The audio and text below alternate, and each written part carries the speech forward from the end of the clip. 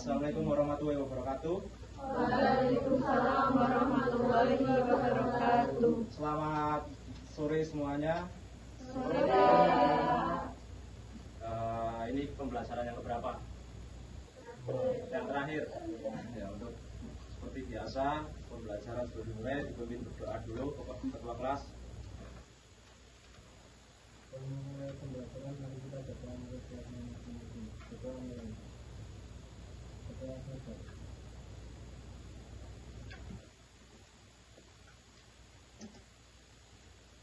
pembelajaran kita hari ini terkait teks deskripsi. Jadi yang telah Bapak singgung kemarin mengenai teks deskripsi sudah paham atau masih kurang jelas? Sedikit-sedikit ya. Jadi teks deskripsi itu menjelaskan sesuatu objek tentang apa peristiwa yang pernah dialami kita. Kayak peristiwa-peristiwa pengalaman kita pernah main di mana itu dijelaskan.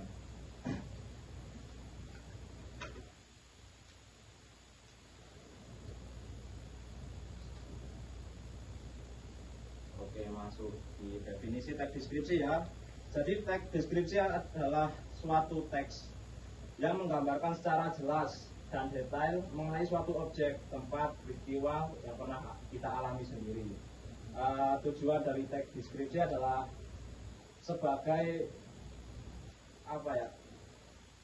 rasa ingin kita memberikan pengetahuan kepada teman-teman kita bahwa kita itu pernah di suatu tempat gitu loh.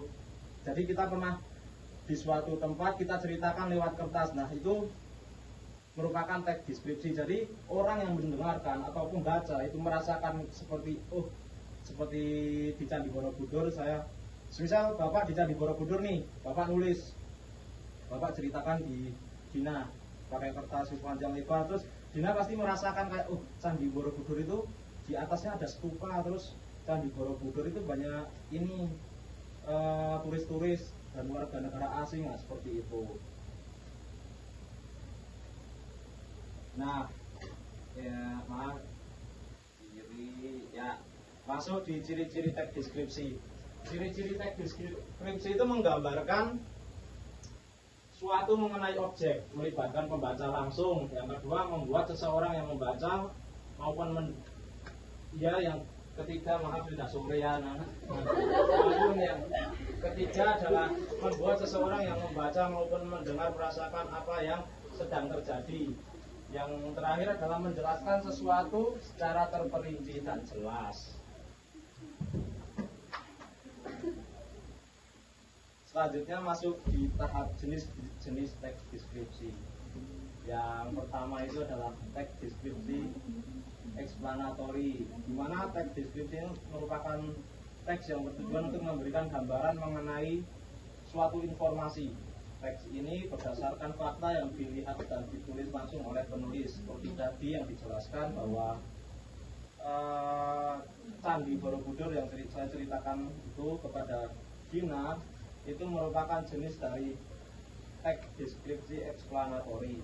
Yang selanjutnya adalah teks deskripsi sugestif. Ya. Pak. Oh ya, Pak Min, maaf ya. Teks deskripsi sugestif ini merupakan teks yang dimana penulis berusaha menciptakan suatu penghayatan pada suatu objek guna memunculkan sebuah imajinasi. Nah, ini seperti kayak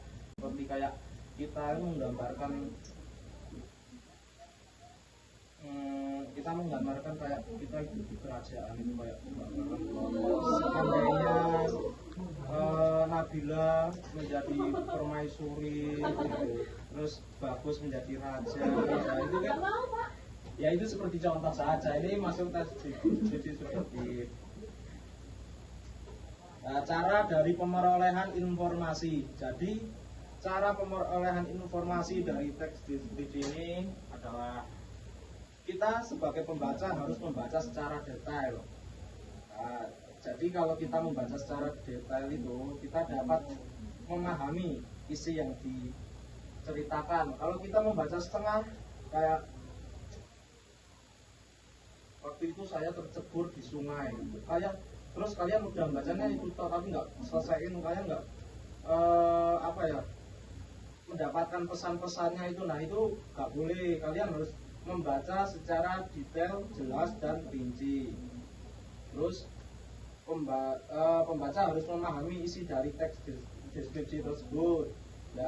Yang terakhir adalah menentukan ide pokok dalam isi dari setiap paragraf.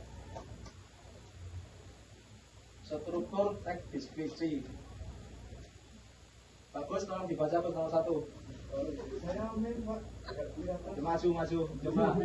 Cepat.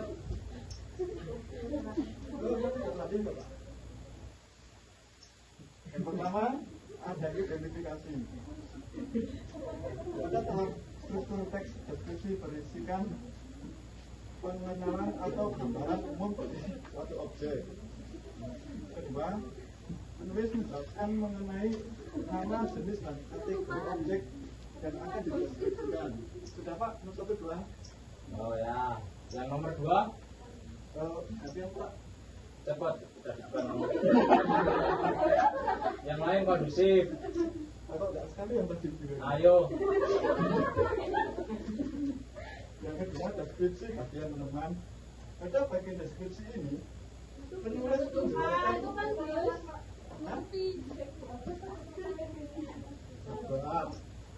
pada bagian deskripsi ini penulis menjelaskan mengenai bagian-bagian objek yang akan dideskripsikan, mencakup bentuk, warna, ukuran, dan lain-lain. Contohnya, Gunung Sumbing merupakan sebuah gunung yang besar yang berada di daerah Temanggung. Gunung Sumbing seringkali dijadikan sebagai tempat mendaki bagi para pecinta gunung atau pecinta alam. Ya, dari kesimpulan. Baik, kesimpulannya ya teman-teman. Kesimpulan biasanya berisikan terkait opini, kesan dari penulis, serta kesimpulan juga bisa berisikan tentang ajakan dan harapan bagi siapa yang agar ikut merasakan dan mengunjungi tempat yang dideskripsikan tersebut. Sudah Pak? Nah, terima kasih. Sama-sama Pak. Selanjutnya masuk di aspek pembahasan dalam teks deskripsi, yaitu berdasarkan penjelasan secara terperinci. Yang kedua adalah kalimat menggunakan serapan panca indera. Yang ketiga adalah pilihan kata yang kuat dan agar menciptakan aspek emosional pada pembaca. Yang terakhir adalah penggunaan kata di awal dengan huruf kapital. Oke, tugasnya adalah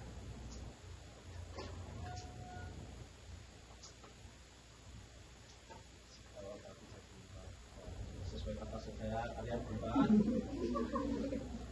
Baik, sobat. Oh iya, sabar nanti keluar. Ya, sobat. Nah, silakan deskripsikan apa yang kalian lihat dari objek kedua ini. Mau dari pengalaman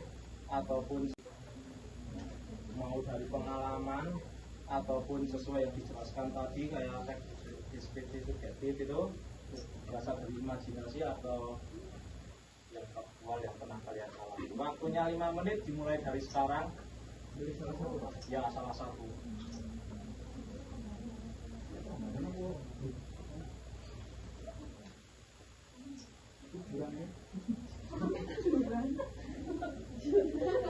Pak, itu jualnya.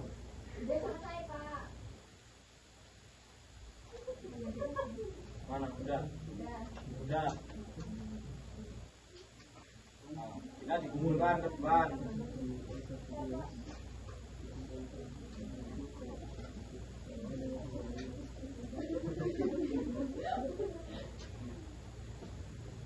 Ayo diambil punyanya teman-teman yang mengambil.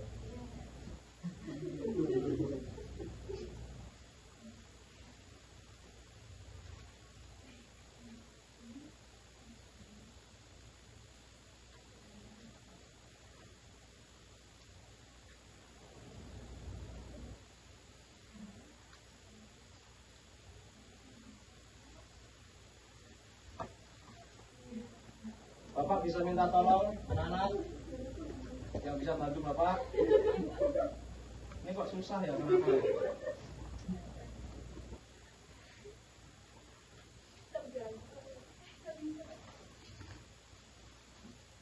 Caranya dicampur dulu, Pak.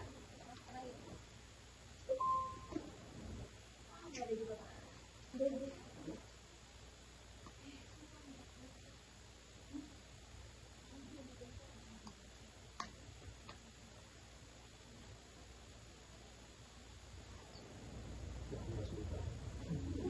Tapi pulang tidak 1 menit kok.